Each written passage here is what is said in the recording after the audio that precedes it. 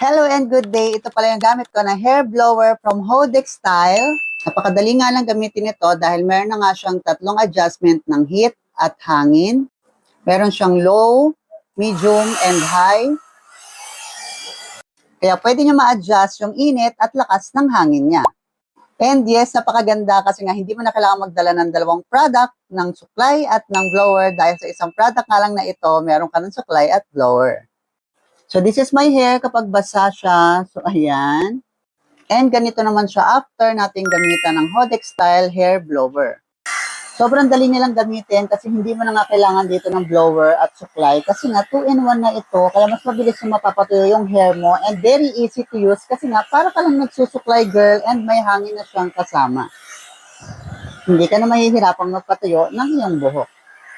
Pwede mo rin i-style ang buhok mo dito kung ayaw mo ng straight at gusto mo may volume, okay na okay yon, lalo na kung layered po yung hairstyle ninyo.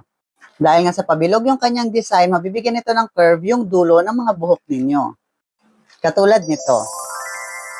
Kaya kung naghahanap ka nga rin ng magandang hair blower para sa mga gala ninyo, dito ka na kay Hodex Style Hair Blower and ilalagay ko yung yellow basket dito sa baba para maka-ordering kayo. So yun lang and have a great day. Bye-bye!